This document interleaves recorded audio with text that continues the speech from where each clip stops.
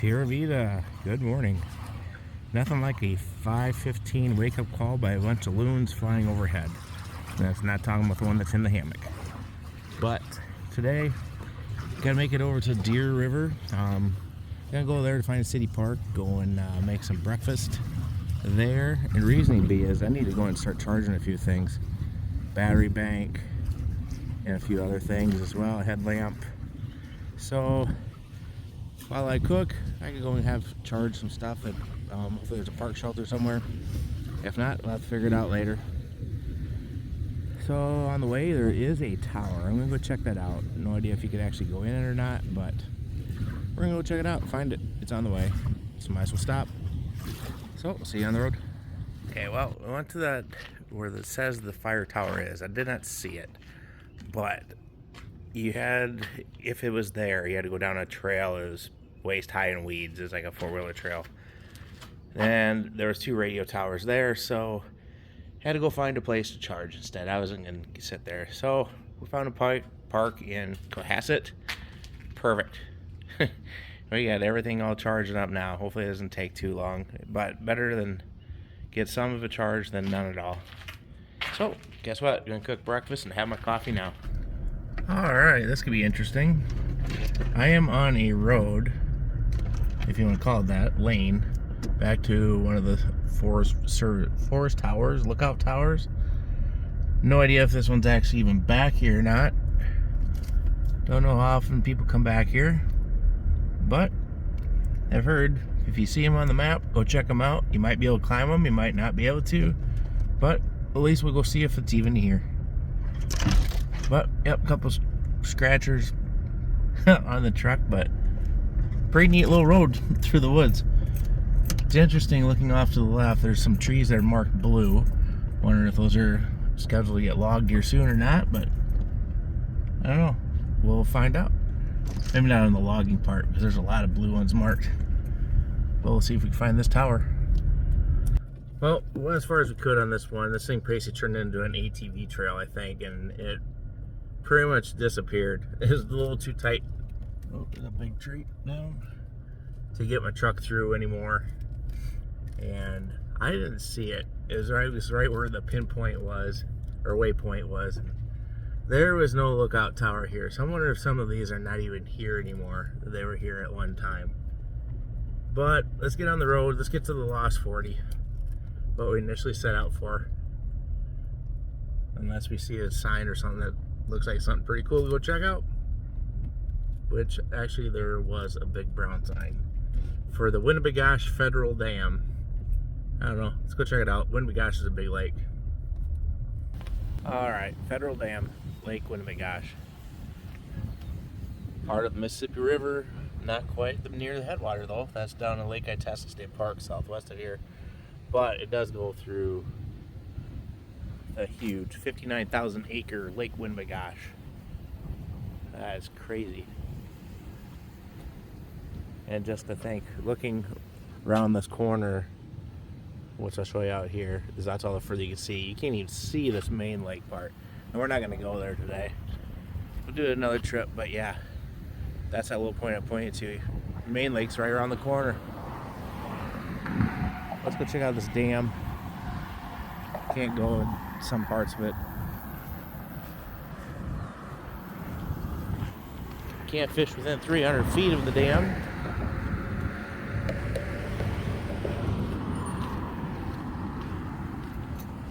That water's pretty dang clear. Can't really see a whole lot through the fence, but you get the idea. And we'll go on the other side of the road, see what's going on over there. Some guys are fishing down there, so I'll watch them a little bit. Okay, don't focus on the chain link. There we go. Bottom side of the dam. That's pretty turbulent water. Yeah, I would not want to be anywhere near 300 feet of that.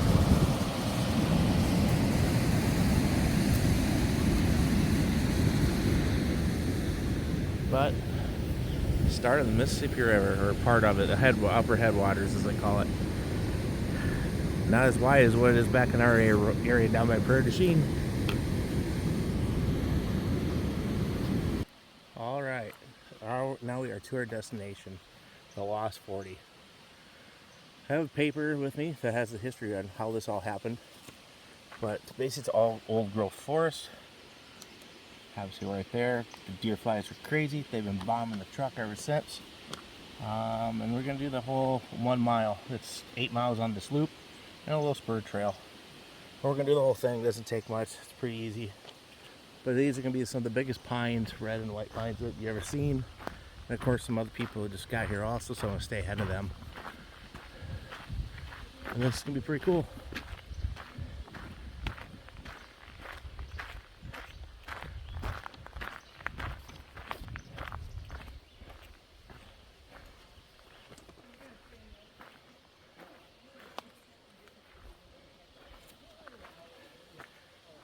And here is Josiah King and his 3-man survey crew.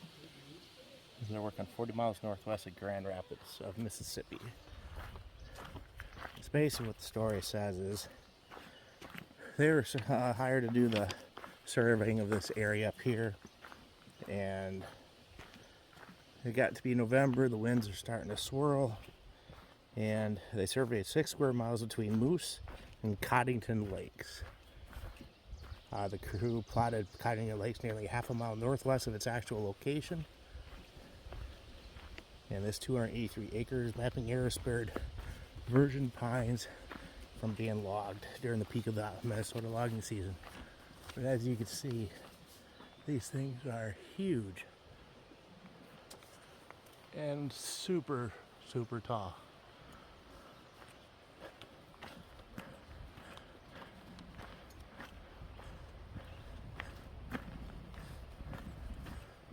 I think here's one of the biggest ones that everybody goes and tries to bear hug. It takes probably 3 or 4 men to get all the way around this one.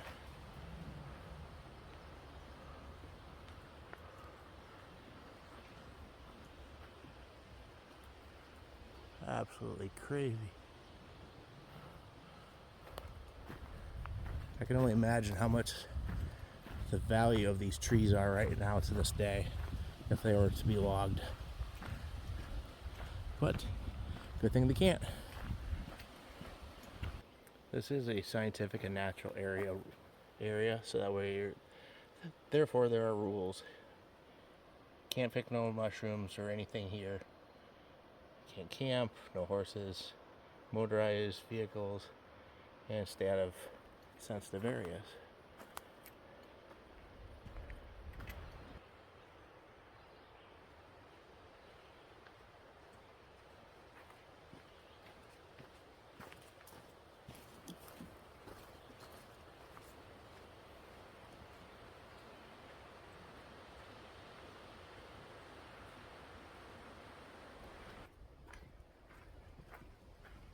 With old growth forest, makes you wonder, is Bigfoot here? Very well could be.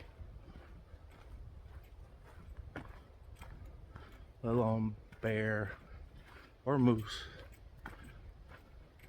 But last night when I was on my way to Moose Lake campground, there was a wolf that actually ran in front of the car, or a truck. I don't have a car. Why do I keep on saying car? That was pretty cool. Seeing one of those in the wild. And I know it was not a coyote. It was too big to be a coyote.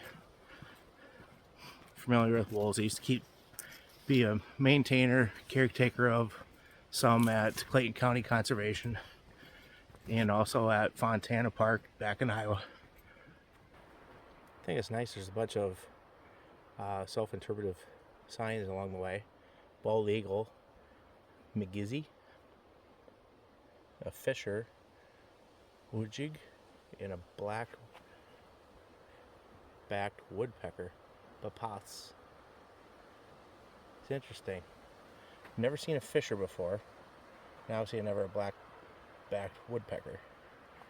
Bald eagles, seen lots of those. So we'll be on the lookout. Maybe we might get lucky.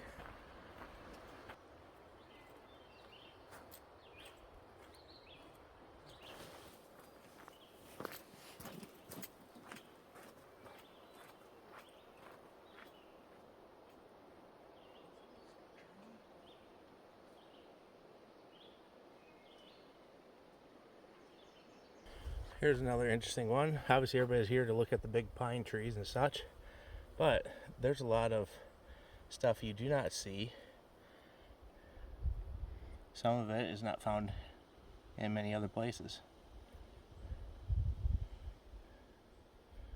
The Indian pipe's pretty sweet. And then the bogs to the east and west of this pine woods, you find these plants. They're not found in surrounding uplands. It's pretty cool. Kipladegi, I think you need to make a trip here. You might like it. But right now there's no plants or flowers. Don't know if we missed them or there's still some to come.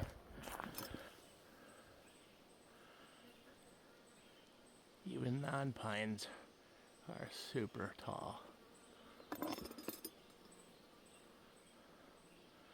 I think the fungus that's growing on the sides of them, I believe that is chaga. Actually, that gets ground down into a fine powder. It's a very, very small chunk. And you make that into tea. I've had it. It's not too bad. Add a drop of honey in it. There's a place in Reamer, Minnesota that sells it. Well, we made it to the end of the little spur trail. It's like a little stream here. Backwater, marsh, bog. But we'll go back now. We'll do the north side of the loop and continue and finish out the trail. Don't know if the water's up a little high or not. Why that sign is out of the water or in the water, but interesting. Probably can see a moose there sometime.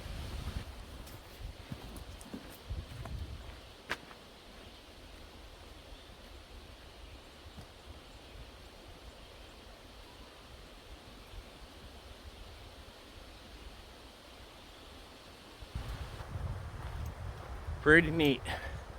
But here's the best thing about the whole entire trail. All you smell is pine trees. Back home, we smell pig shit. Yeah. It smells amazing. Fresh air. Even though, yeah, I do like bacon and hot dogs and stuff.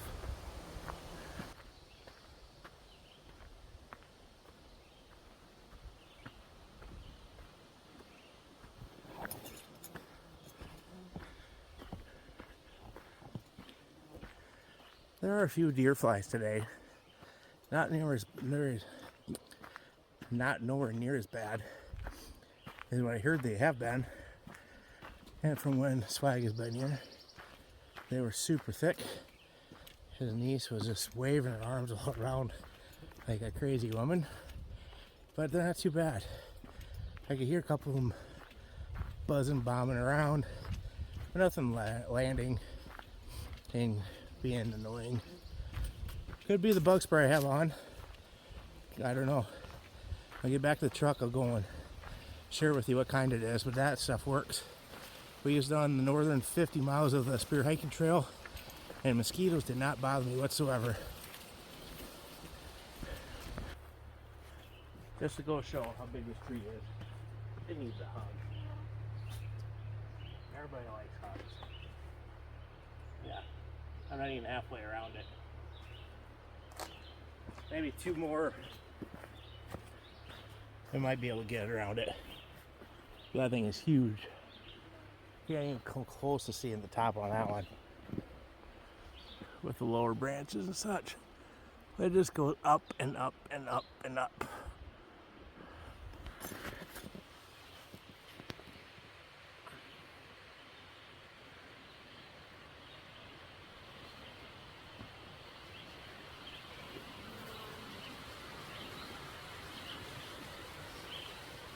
I have no idea what these little orange mushrooms are. They're kind of cool.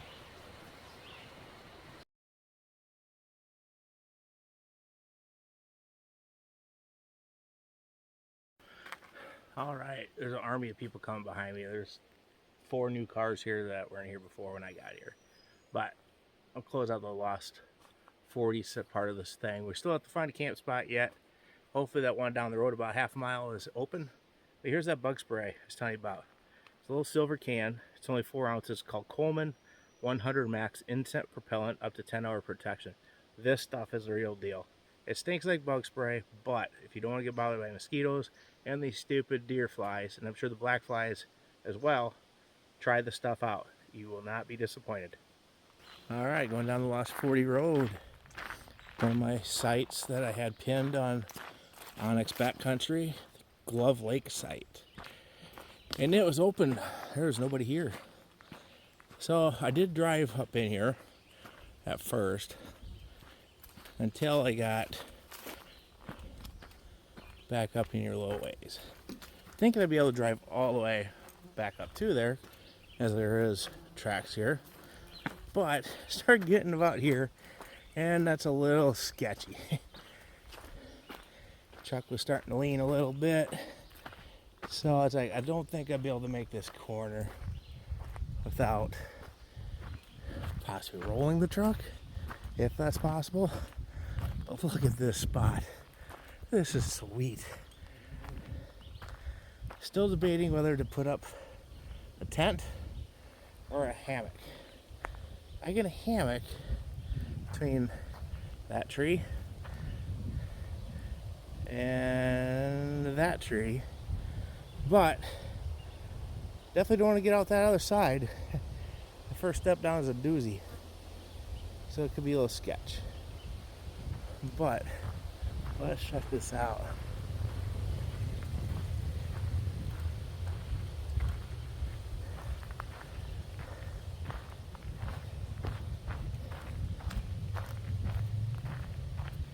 Oh yeah,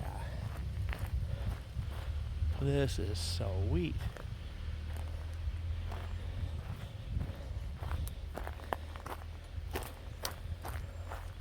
All the way down to the lake. This is badass. I don't know. Might even possibly try to swim a bit later. Big beaver lodge way over there. There is a rope swing.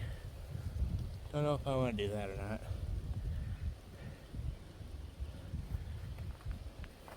But yeah, I got this spot. Sweet. Time to get set up.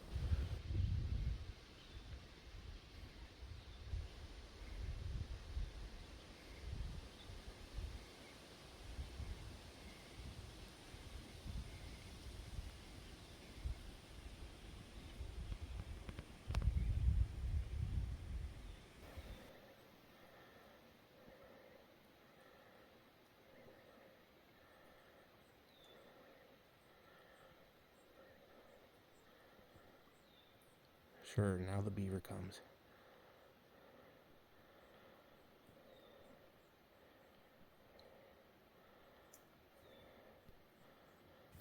Well, I think I'm gonna call it a day, call it a night. Gonna get this fire put out. I'm gonna go get the truck all covered back up, the back end, stuff put away that I don't need out tonight. And we'll get it all locked up and crawl in the tent tonight. I'm gonna try a new one. Sam let me borrow his Durston Mid Pro 1 something, I don't know. It's a one-person tent. It's pretty tight, but it's pretty similar to what my hammock is, so it's not that bad. But beautiful, beautiful lake.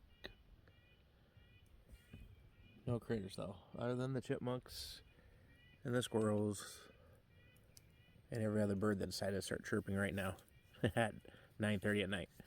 It's crazy how light it is. But as always, live life. Don't live in fear. You're gonna miss it. See you on the next one, which is tomorrow. Tomorrow we're gonna go to the Iron Range. Never been up there. Been through it, but never stopped to actually explore. So we'll look at Hibbing, Eveleth, Virginia, and then slowly work our way over to the Finland, Minnesota area. Good night, and we'll see you in the morning.